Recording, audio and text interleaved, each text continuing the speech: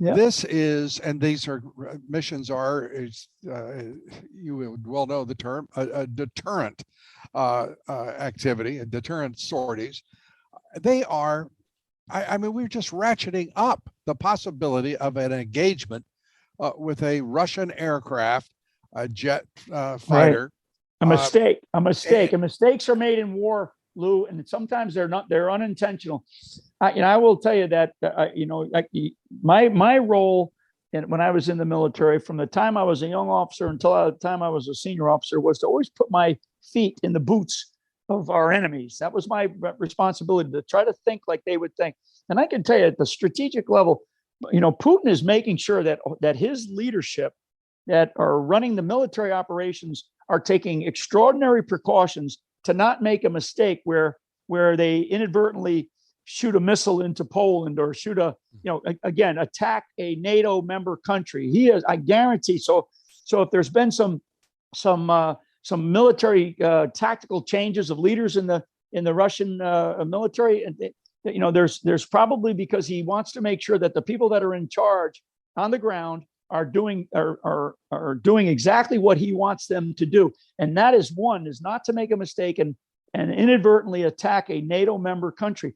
What I am witnessing from a battlefield perspective is a very, very excruciatingly painful operation to make sure that they only take what it is that they believe they need to take in order to control and in order to make a statement to the Ukrainian people and frankly to the world that says, look, we are not going to have a NATO member country abut the Russian boundaries, where then there is the potential for nuclear weapons to be placed on the geography of that country, in this case Ukraine.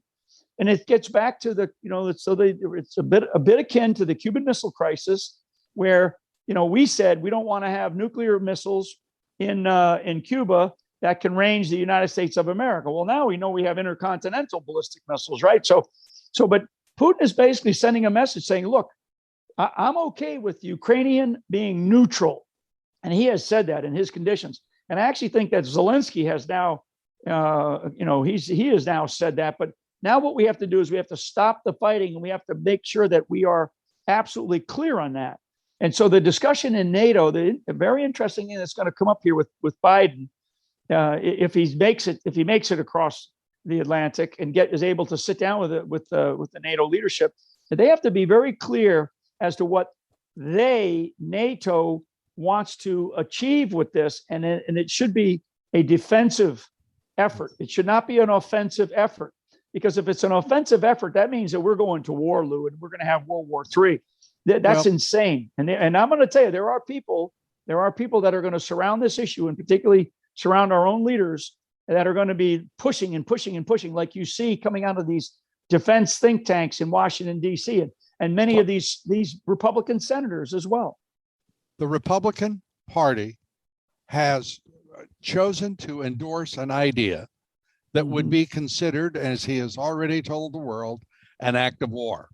When you have 40 Republican senators that are that ginned up to send our forces, because that would be the result of it, is we all know, to put our forces in harm's way without ever a discussion or even a suggestion of what is the national interest.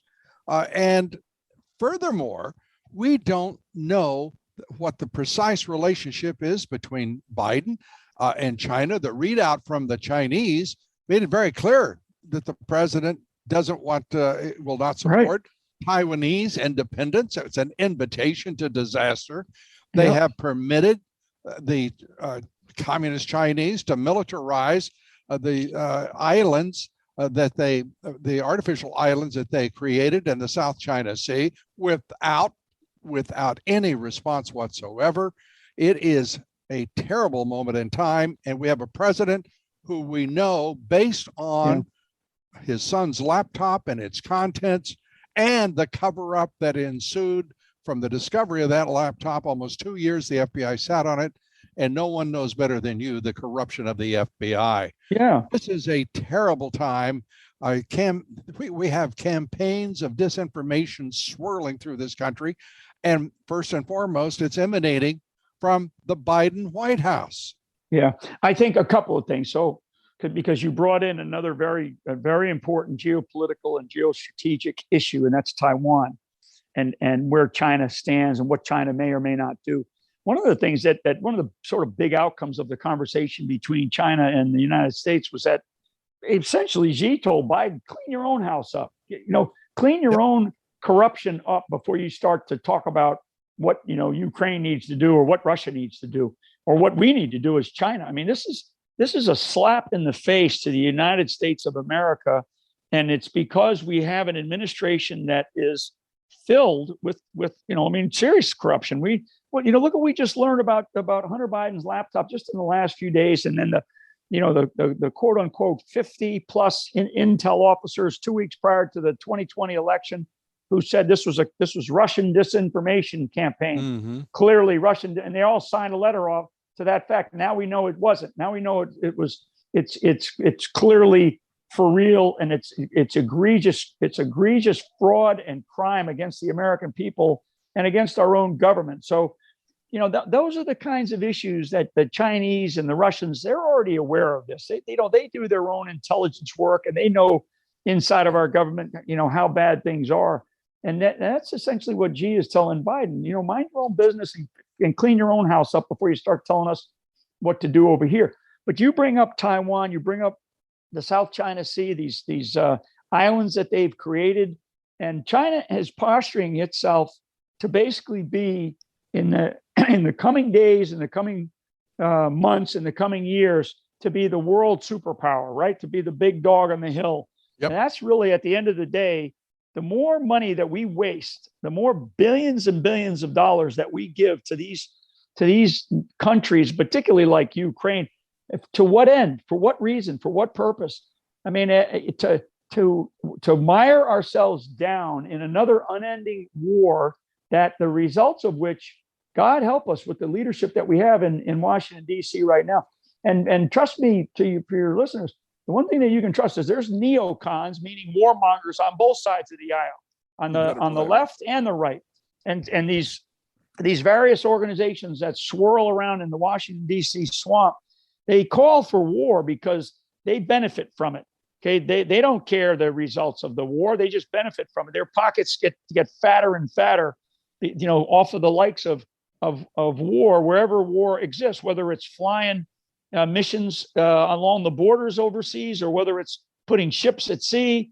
The more stuff that we can do, and there, like I said, there's warmongers on both sides because it benefits both sides, and it's just never-ending participation in conflict that we can no longer afford. Our country can no longer afford it. We have our own damn invasion going on our southern border.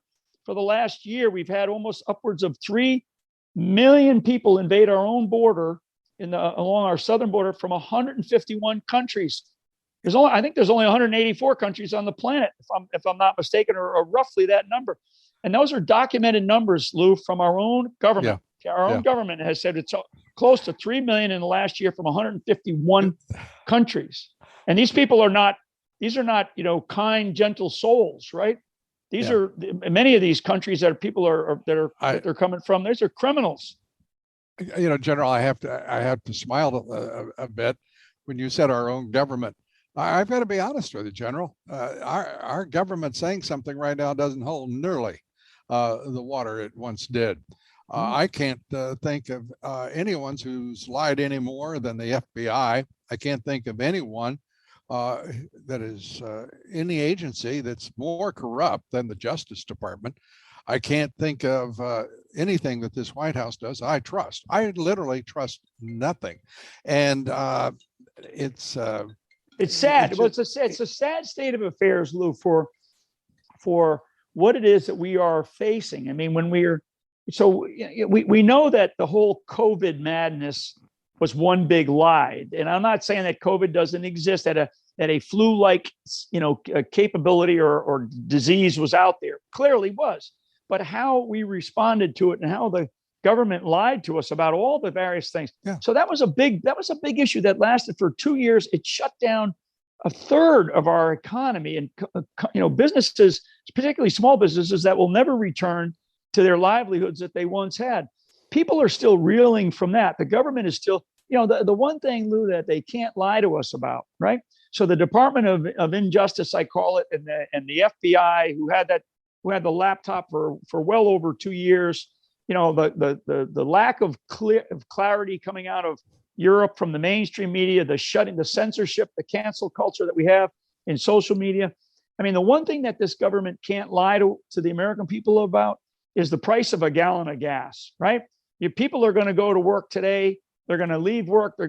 Whether they're carpenters, whether they're plumbers, whether they're builders, whether they're, office workers, they're going to have to drive at some length to get to the office, to get to wherever their place of work is. And they're going to have to pay for a gallon of gas. Well, guess what, government? You can't lie about that, because it's now 3, 4, 5 times as much as it was when Donald Trump left office. I told somebody yesterday, when I got to where I'm at right now, I was paying $1.65 for a gallon of gas.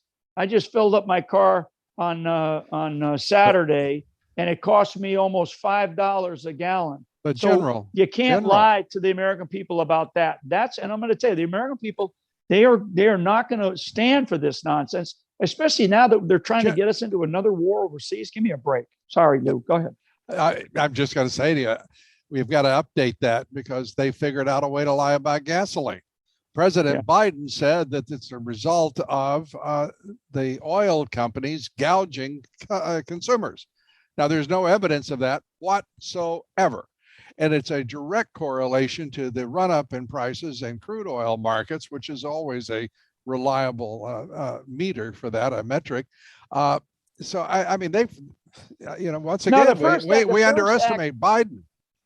The first shot across the bow when this administration came into office on the 20th or 21st of January was the first shot. And it was not just shutting down the Keystone pipeline, this was one of the first acts that they performed.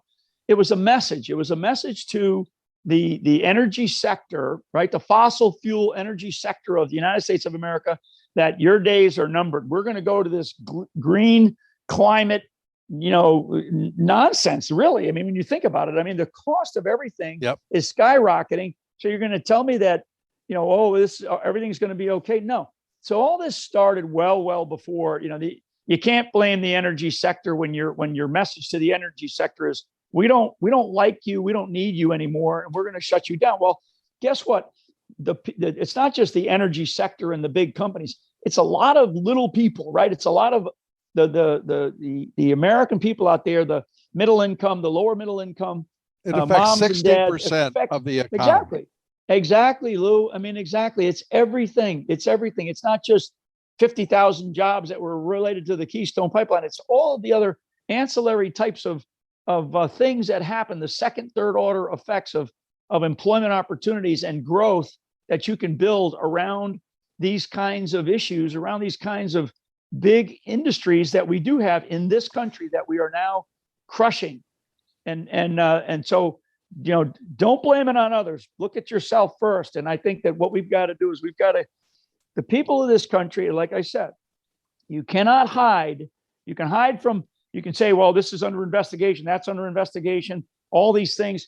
The media can lie to us. But the one thing that you can't lie about is you can't lie about the price of a gallon of milk or the price of a gallon of gas. And that's where it affects the pockets and the pocketbooks of many, many Americans who are now looking at our government going, are you kidding me? I can't afford to live anymore. I'm going broke. But maybe, Lou, maybe this is intentional. Maybe this is what these people in Washington, D.C. want to do. Maybe they want to drive us towards socialism and like another person that we know, Mark Levin, who talks about American Marxism, right? Maybe this is intentional. And I think that to a degree, because nobody can be this stupid or this incompetent, Lou. Nobody. I mean, when I think about how we exited Afghanistan, when I think about some of the conversations I'm hearing about Ukraine, I mean, people are not that stupid. They're not that incompetent. And so you have to start to say to yourself, are they intentionally driving us to war in Europe? Are they intentionally driving our economy into a shambles here so they can basically say like what's been said